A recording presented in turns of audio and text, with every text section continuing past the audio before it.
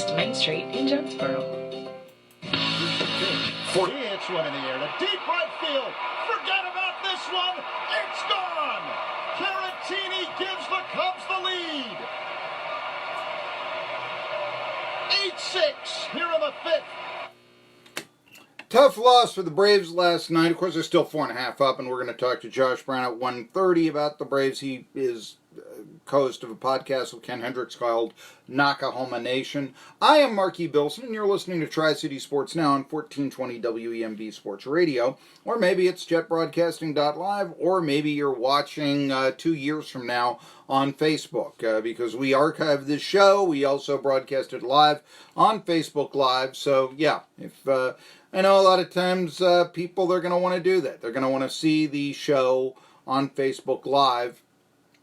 We also have, like I said, jetbroadcasting.live, which also, it's a little bit more continuous there, but you just don't get to see me, which, yeah, I know that's painful. But anyway. Let's talk a little bit about this. The Braves did blow a 6-1 lead, and just Bryce Wilson couldn't last 5 innings. Josh Tomlin would lose the game, and maybe what made it even just a little bit ironic or painful or whatever word you want to use, a big former Brave Jason Hayward really contributed to the Cubs' comeback. Here is his game-tying triple, which actually preceded the Victor Caratini home run that you just heard. The 2-2, Hayward swings and hits one into right center field. This one will drop in and roll all the way to the wall. Cubs tie up the game. Hayward heading to third. The throw, the slide, safe. Jason Hayward with an RBI triple as Rizzo scores. Brand new ball game at Wrigley. 6-all. I mean, look, Braves allowed 7 unanswered runs to the Cubs. Once upon a time, in the early parts of the game, it looked real good. Pitch swung on and roped into center field base hit. That will score Flowers. On the way to the plate is Acuna. The throw is cut off. 2-run laser to center field by Dansby Swanson. Second and third RBIs of the day for him. And the Braves lead 6-0. Actually, it was 6-1. Dansby Swanson with 3 RBIs in defeat after all the Braves did score 7 runs. The big news, I guess a lot of people are talking, Craig Kimbrell getting his first save since being signed. And he said that he was feeling pretty good about getting back there on the bump for the Northsiders, or any team, really. Felt good. So I feel like I'm still ramping up a little bit. It might be a little bit until I'm, full bore ready, all I got. But right now, it felt pretty good. There you go. He also thinks that the future is bright for the Chicago Cubs. The first one's always the tough one. So I'd like to settle in and get on a good roll, get the team on a good roll, and do a lot of winning. They're right. Really, nobody is out of the NL Central race. I mean, everybody is within striking distance, not only of wild card, but of first place. But it right now is the Cubs and Brewers leading the way, and the Cardinals behind them. Remember what I told you about the Reds, though. You look at their team ERA. I do think they could be a factor in the second half of the season. I really do. Anyway, we're going to be talking about all of this with Josh Brown of Knockahoma Nation. Hey, Sean Newcomb is back. Braves might have been able to use him, What about this with Bryce Wilson, his second start? Not so good. No, the Phillies don't have 5 starters. What about the Braves? Wait a minute. The Braves are 4.5 up. On the other hand, the Phillies did just sweep the Mets. However, the Mets, it should be said, are the next opponent for the Braves. And, yeah, the Mets realize they're in a tizzy. Here's what their embattled manager, is he even making the moves, or is it the general manager, which is what is rumored to be? It's Mickey Callaway. if you're going on how long he's going to be the Mets manager, here's a tip. Bet the under. The Mets are 11 out, and a lot of their fans thought they should win the division this year. Well, there's what Mickey Callaway says is the problem with the Amazons. You go out there and you give it your all, and you don't get the results. Obviously, we have a lot of relievers that are kind of in that boat right now. That's tough on them, but they can't quit. They got to keep on working. It's the bullpen. I always think the manager is somewhat responsible there, because who makes the pitching changes? What are those moves? And you can even say, well, analytics say, which sort of explains some of the dumb moves that get made now in baseball. Oh, yes, you've thrown 90 pitches. It's a 0-0 game. You're out of the game now. That sort of thing. No, we didn't have to pinch hit for you. You've thrown 90 pitches in a 0-0 game. And then the bullpen promptly allows 6 runs. That happened to the Braves against the Mets to kick off the 2017 season. I know. I was running the ball game here that we were broadcasting on this very radio station. But anyway, Mets say they are not giving up on the season. There's still more than half of it left. Todd Frazier, the third baseman. What? A Mets third baseman? Really?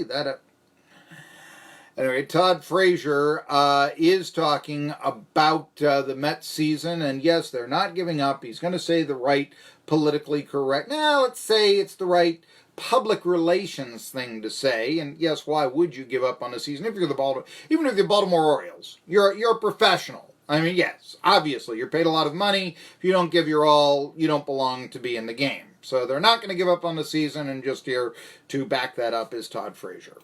We come to the ballpark every day excited, but, been doing this for a long time now, and, you think you've seen it all, but it's this game of baseball humble you quickly, and you got to keep fighting. All right, that's kind of a nothing quote, but it slugged it, not giving up on the season. And like I said, why would the Marlins give up on the season? Like I said, you're highly paid, you're paid well, all this. All right. By the way, though, Jan Segura, by not running out his pop-up, he may have actually, if you believe WIP, and I do, cost the Phillies Andrew McCutchen for the entire year, but still, the Phillies were able to gain a game by scoring 5 straight unanswered runs against the amazing Mets. And speaking of WIP, well, here was the game-winning blow. Segura, earlier this month, a GOAT, closing out the month of June, a hero. Pitch, swung on, line deep to left field, McNeil back, track, wall, game over! A walk-off home run for Gene Segura. 3-run shot in the ninth. It's a sweep for the Phils over the Mets. On the first career walk-off homer for Gene Segura.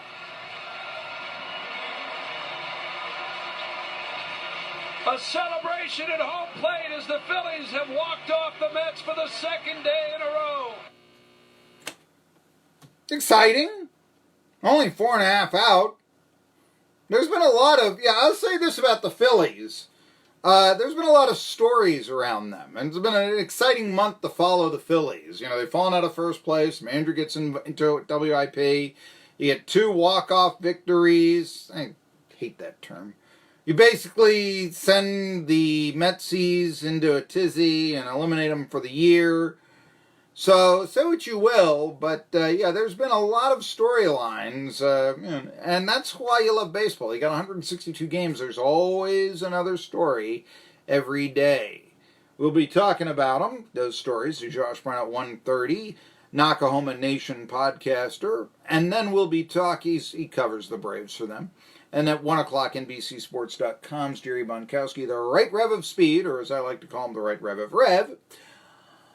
He's going to join me in just about 5 minutes or so. So we're going to talk about the race in Chicago. Didn't have a chance to talk to him about Sonoma and how the Toyotas dominated. I was, kind of impressed with that. Of course, in baseball, you have the All-Star games. I guess I got to give you those here pretty much, and who could be the reserves. They've named the starters. Also, I didn't get a chance to talk about the Appalachian League yet. I will get it. There is Mitch Stallings Danville. I know I'm a day late in reporting this, but this guy, Atlanta native, is having such a year in Danville. I mean, no, he's not going to get called right up from Danville, don't get me wrong, but the Duke product out of Atlanta, Mitch Stallings, making a name and being one of those guys you say, I'll bet he'll be in the big leagues someday.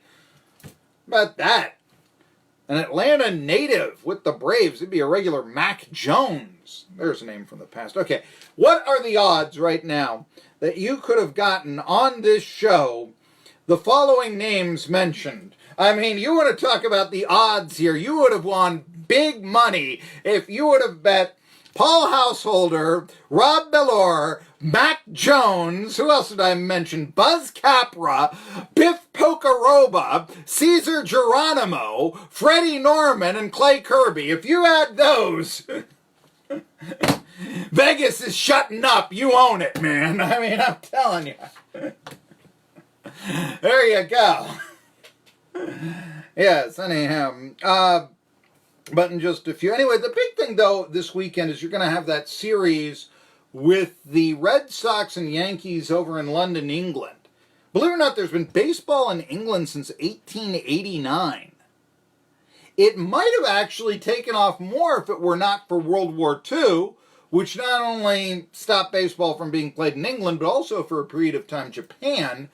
You know, they didn't want to play the American game anymore during the Great War. And actually, when America was rehabilitating Japan, you know, and giving back, the idea was, no, we want baseball to be played here again because we want that culture and we want that environment in Japan. There you go. I do think sports carry along with them cultures.